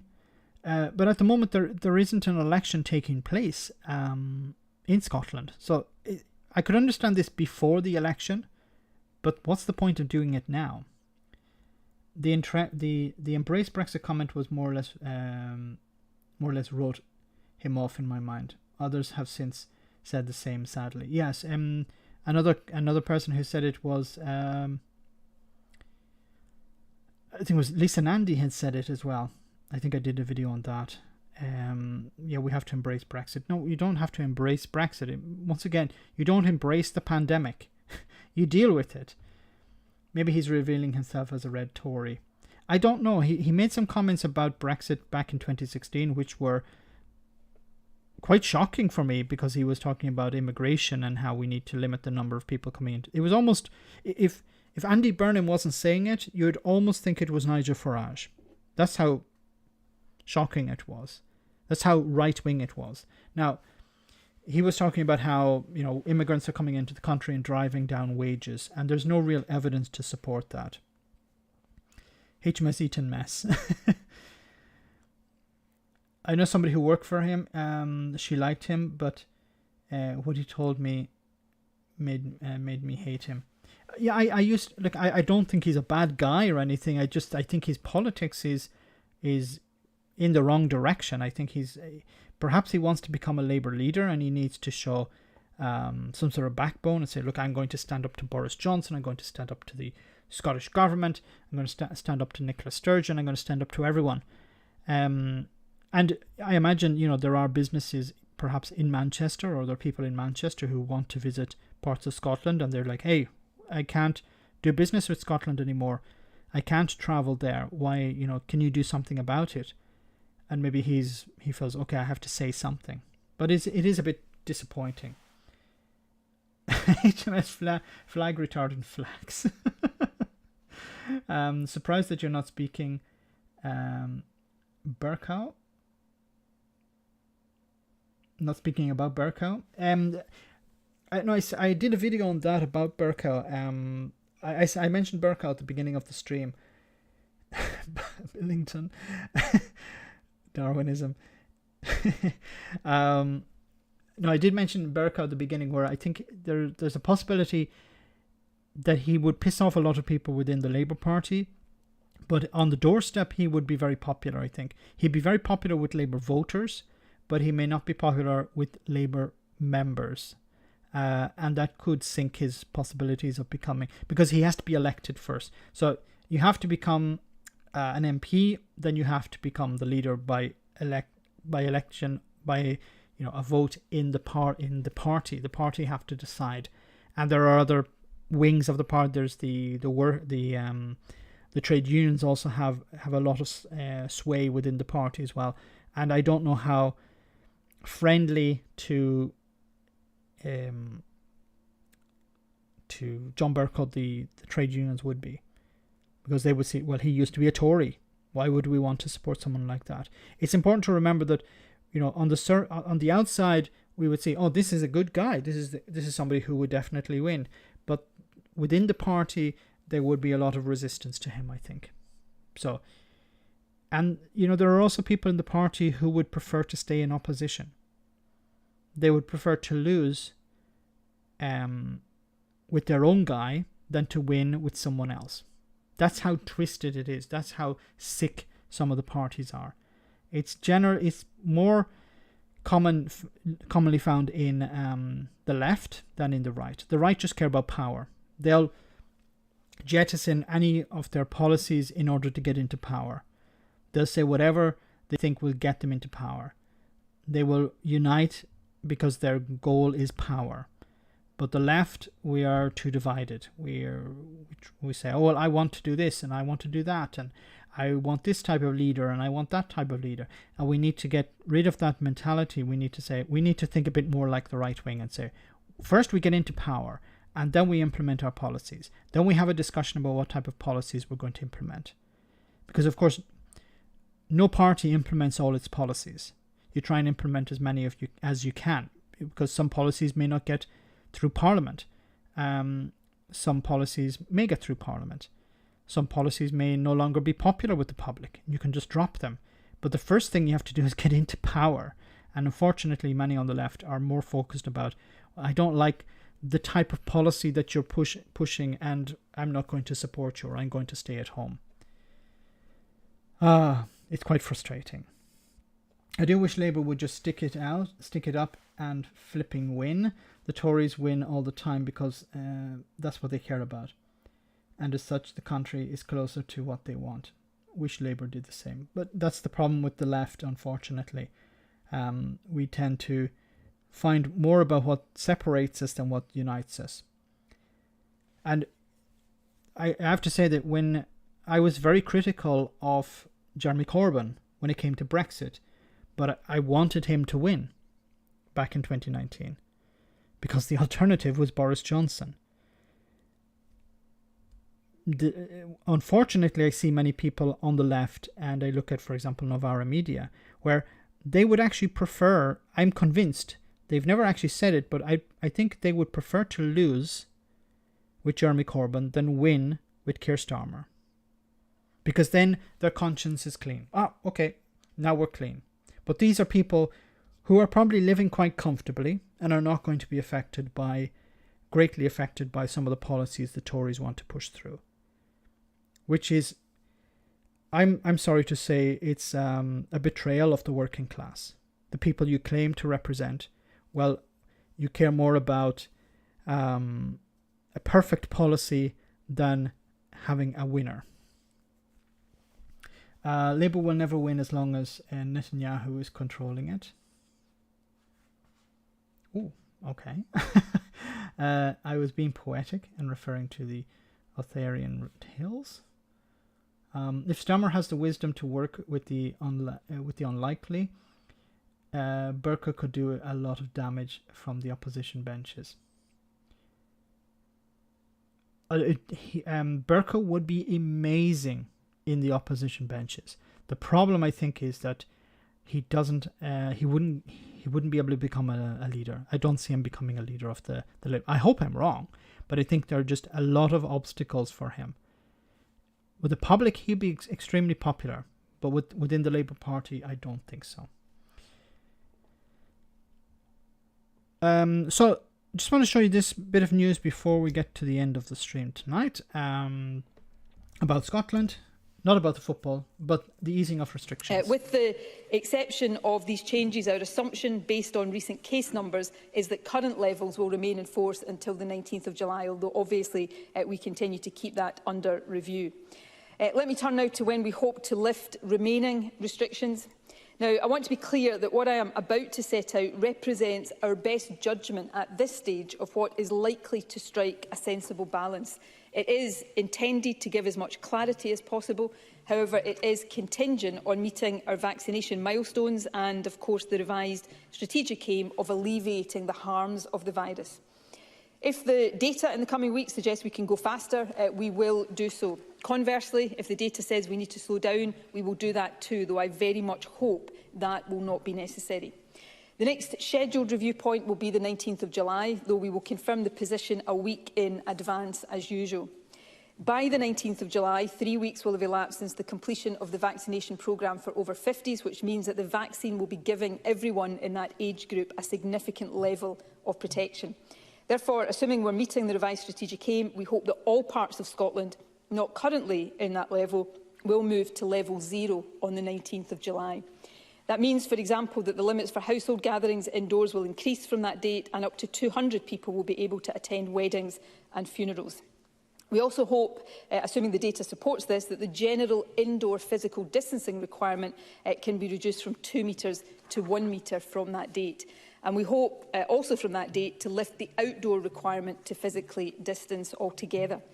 In addition, in recognition of the reduced risk of outdoor transmission and therefore the desire to encourage people to stay outdoors as much as possible, especially over the summer, we hope that limits on informal outdoor social gatherings in private gardens, for example, will be removed at this stage. So rather than the current rules for level 0, which state that up to 15 people from 15 households can meet outdoors, informal social gatherings of any size will be allowed.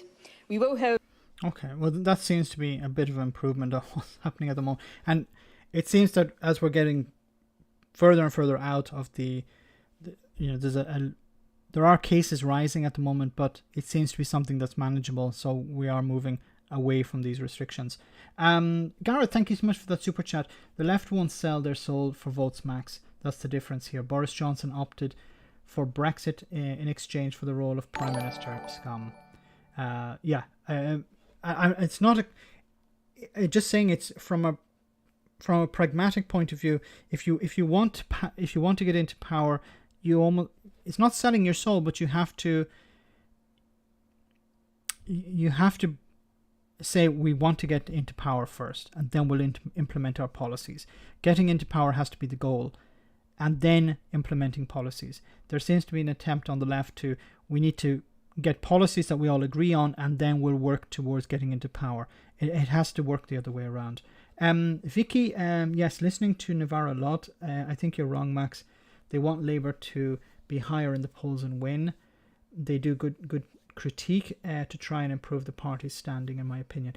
I'm going from some of the things I've heard from them. Maybe I'm missing some commentary. I haven't been watching a lot of their videos, but on some of the videos, it seems that they're trying to undermine Starmer, and maybe I'm viewing it in the wrong way. I'm viewing it as them being overly critical. Maybe they're doing the right thing and being justified in their criticism. And if the Labour Party are doing something wrong, they should be called out. But it does seem, I do get the impression that they were more interested in critique of the Labour Party than it seemed critique of Boris Johnson and the Conservatives. They spend more time criticising their side, but which is probably correct from a certain point of view. Is that Janie Goodley? No, but we're going to hear from Janie Goodley now. So just to say about Scotland, unfortunately for the football, didn't go very well, but it seems that in regards to the pandemic, perhaps things are getting better. Regan Ali, thank you so much for that super chat, and also thanks to Garrett for that super chat as well. Tomorrow will be 5 years to the day, 5 years ago to the day the UK voted to leave the EU. My God. How time flies, huh? But I think there's a possibility. It's been moved, it's pushed out all the time, but I do think that the UK will rejoin the European Union, or what's left of the UK. Wangland will join the European Union sometime in the future. The first step has to be to realign with European standards. And I think if there is a strong pro-European government in Westminster, that's possible. But there's a lot of work to be done. The public need to understand the damage of Brexit. The public need to understand that this is reversible. They have to remember the good old days. Remember where you used to be able to send things to the European Union without all this damn paperwork. Businesses didn't actually need to open up in other parts of the EU in order to sell goods there. It was easy to ship things to Northern Ireland without any problems. People need to remember those things. Say, look, we can return to that. But I think it's going to happen after Scotland becomes independent. So it's going to be a much smaller Great Britain. Who said UBI? No, I missed UBI tonight. UBI rocks. What else can I say? It does seem that at the local elections, it seems at the last election where the Labour Party did quite well in Wales. They were talking about introducing a UBI. So I want to hear some more. I want to hear an update on that. I haven't seen anything since the election in May. So I'm hoping that we're going to start to hear something about a UBI being rolled out in Wales. That was a promise. Hopefully they're going to keep to that. It'd be interesting to see the results of that, and I definitely will comment on it if I do see something. So, and if anyone who's on Discord or follow me on Twitter, do let me know if you hear anything about the UBI rollout in Scotland. So guys, we're at the end of the stream for tonight. Thanks to everyone who came on the stream tonight. Thanks to everyone who sent a super chat. They're greatly appreciated. Thank you as always. Thanks to the moderators for doing a fantastic job tonight. And remember, you can support the channel by becoming a patron. You have access to Discord, and you can also support the channel by sharing videos on social media. That's a great way to help support the channel as well. I know many people are going through a difficult period financially at the moment, so you can also support the channel by just sharing the videos around the internet, around the interwebs. That's a great way to help the channel too. So before we finish, I want to show you our one for the road, our funny video for the end of the stream. Enjoy, and I'll see I'll come back in a moment about that. Let's enjoy this. I see Andy Burnham as another wee guy that wants to take on a woman for Scotland and having a wee square go. I'm just trying to keep people safe for the COVID. I mean, what a fucking week it's been, between Scotland getting 0-0 and then, of course, one of the Scotland team have now got the COVID. My chimney exploded over the weekend, and Catherine's cat broke into my garden and shot out my lilies. I've had a week yet. So Andy, if you're up for it, moan up the road. Me and all the Sandras will meet you at Central Station. Honest to fucking God, I'm up to high-do with a lot of it. She'll meet him in a car park. I love that. Okay, guys, so thanks once again for coming on the stream. Thanks for smashing the like button. If you haven't smashed it on the way out, you helped the stream. Thanks a lot for that. Thanks to everyone who sent a super chat, greatly appreciated. And thanks to the moderators for doing a bang up job once again.